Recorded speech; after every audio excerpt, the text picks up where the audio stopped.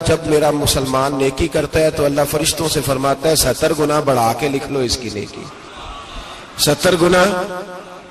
اور جب گناہ کرتا ہے تو اللہ فرماتا ہے ٹھہر جاؤ ابھی لکھنا نہ، اسے ٹائم دو۔ یا اللہ کتنا؟ فرمایا 24 گھنٹے تو دو، ہو سکتا ہے توبہ کر لے، یہ اس کی مہربانی۔ اب وہ جو اللہ نے مہلت دی ہے نا کہ شاید توبہ کر لے، لوگ سمجھتے ہیں میری چالاکی کی وجہ سے نظام سیٹ چل رہا ہے، میں بڑا تیز ہوں، 2 4 5 باتیں بولتا ہوں سب صحیح ہو جاتا ہے۔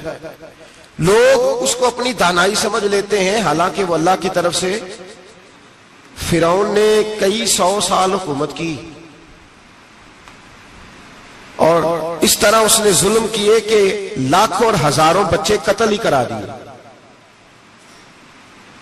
12,000 عورتوں کے پیٹ میں حمل تھا، اس نے ضائع کرا دیا۔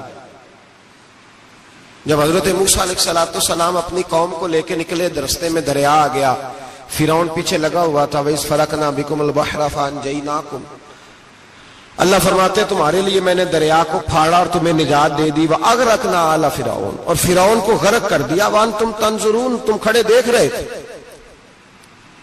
اب جب حضرت موسیٰ دریا کے کنارے پہنچے تو فرعون بھی پیچھے آیا۔ فرعون لوگوں سے کہا کرتا تھا کہ میں کہتا ہوں تو دریا چلتا ہے، میں کہتا ہوں تو ہوائیں آتی ہیں، میرے حکم کے پابند ہے سارے۔ جاگ رہے نا آپ حضرات، غور فرمائیے گا بات پر۔ دعویٰ تھا اس کا کہ میں کہتا ہوں تو نظام زندگی چلتا ہے۔ اب جب دریا کے کنارے پہنچی حضرت موسیٰ علیہ السلام تو اللہ نے حکم دیا کہ آپ عصا ماریں۔ جناب موسیٰ نے عصا مارا، 12 رستے بن گئے۔ اب حضرت موسیٰ کی قوم گزر رہی تھی تو فرعون سے پوچھنے لگے کہ تو کہتا تھا میرے حکم سے چلتا ہے، تو وہ تو حضرت موسیٰ نے ڈنڈا مارا ہے تو رستہ بن گیا ہے۔ باز نہیں آتا انسان باز بنے بڑے اس کے پاس بڑی دلیلیں ہیں، جھوٹ سچ بول کے اپنے آپ کو مطمئن کرتا ہے، آخر دم تک تبدیل ہونے کو تیار نہیں ہوتا، دلیلیں گھڑتا رہتا ہے، بناتا رہتا ہے، شور کرتا ہے جان بوجھ کے۔ بھئی تو کہتا تھا میرے چلانے سے چلتا ہے، تو باز ابھی بھی نہیں آیا۔ کہنے لگا میں نے ہی حکم دیا ہے کہ ذرا پھٹ جا، مجھے یہ زندہ چاہیے۔ باز رسی جل گئی، بال کہنے لگا میں نے ہی کہا ہے دریا کو کہ یہ مجھے زندہ چاہیے، میرے بھاگے ہوئے ہیں تو اس لیے پھٹا ہے، تو آؤ میرے ساتھ دریا کراس کرے۔ تو پتا تو ان کو بھی تھا نا، جتنا تو رب بنا ہوا ہے پتا تو تھا، سارے جانتے تھے۔ کہنے لگے تو پہلے کراس کر، اگر تو بچ گیا تو ہم بھی پیچھے آتے ہیں۔ اب چاروں ناچار۔ ایک روایت تو یہ ہے کہ یہ جب خدائی کا دعویٰ کرتا تھا نا، تخت پہ بیٹھا ہوتا تھا، تو ایک دن حضرت جبریل آئے اس کے پاس انسانی شکل میں، تو کہنے لگے میں بڑی دور سے آیا ہوں تو ایک مسئلہ پوچھنا تھا۔ کہا پوچھو۔ کہنے لگے ایک غلام تھا کسی بادشاہ کا، تو بادشاہ نے اسے تھوڑی دیر کے لیے ایک علاقے کی سربراہی دے دی۔ کتنی دیر کے لیے ہمیں سربراہیاں ملتی ہیں؟ کیوں جی؟ تھوڑی دیر کے لیے ملتی ہے نا، تھوڑی دیر کے لیے سربراہی دے دی ایک غلام کو۔ ذرا بات کو سمجھیے، حضرت جبریل پوچھتے ہیں، کہتے ہیں سربراہی مل گئی، اب وہ مالک ہی بن کے بیٹھ گیا ہے، وہ بات ہی نہیں سنتا، اس کو تھوڑی دیر کے لیے بنایا تھا، وہ تو خدائی کا دعویٰ کرنے لگا ہے۔ آپ بتائیں اس کا انجام کیا ہونا چاہیے، یہ مسئلہ پوچھنے آیا ہوں۔ تو فرعون کہنے لگا اس کا انجام یہ ہے کہ اسے پانی میں غوطے دے دے کے مار دے۔ انجام کیا ہے؟ بولیے کیا انجام ہے؟ کیا انجام ہے جی؟ پانی میں، اللہ اکبر، اپنی سزا تجویز کر رہا ہے۔ اس کی سزا کہ اسے پانی میں غوطے دے دے کے مارو ظالم کو۔ اسے تھوڑی دیر کے لیے بنایا تھا اور وہ چھا ہی گیا ہے، قبضہ ہی کر گیا ہے۔ حضرت جبریل کہنے لگے جی آپ لکھ کے دے دیں گے؟ کہنے لگا لاؤ لکھ دیتے ہیں۔ لکھوا لیا، جناب جبریل رکا لے کے تشریف لے گئے۔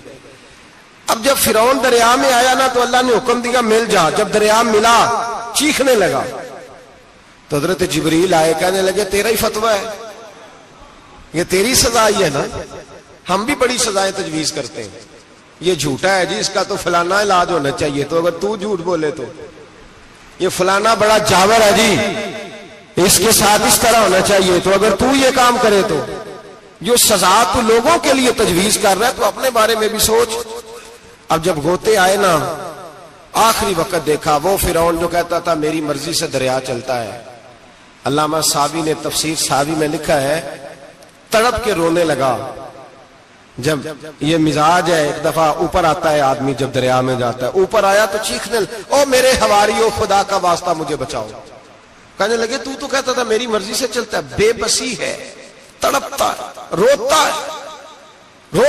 وارث شاہ مان کری نہ وارثہ دا، رب بے وارثہ کر کے مار دائی. تڑپ رہا ہے، چلا رہا ہے، کوئی مدد کو نہیں پہنچتا.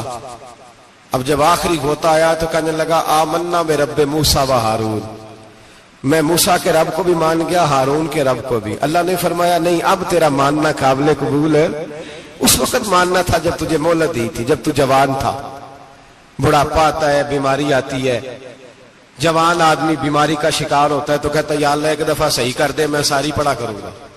ایک دفعہ ٹھیک کر دے، میں مسجد میں رہوں گا، میں اگلے سال اعتکاف بھی کروں گا، میں ساری تراویحیں پڑھوں گا. تو اس وقت پڑھنی تھی جب تجھے مہلت دی تھی.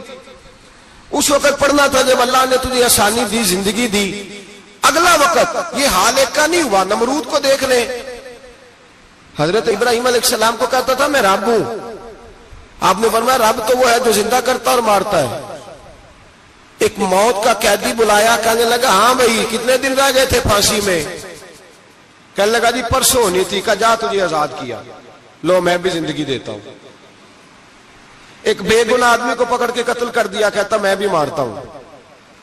حضرت ابراہیم علیہ السلام کہنے لگے تو بیوقوفوں جیسی دلیلیں دے رہا ہے. چل اس طرح کر، میرا رب سورج مشرق سے نکالتا ہے، تو اگر رب ہے تو مغرب سے نکال کے دکھا.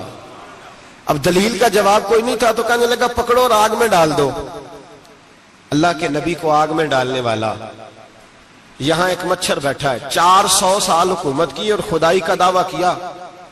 یہاں مچھر بیٹھا تھا، چھینک آئی تو مچھر اندر چلا گیا. پہلے دربار کا ادب یہ تھا کہ جو آئے سجدہ کرے. اب اس کے سر پہ کوئی چیز مارتا تھا تو اسے سکون ہوتا تھا. مچھر تھوڑی دیر کے لیے اس کا دماغ چھوڑتا تھا. او بھائی یہ اس دھرتی پہ اللہ نے لوگوں کو نظارے دکھائے اور ہمیں سمجھانے کے لیے دکھائے.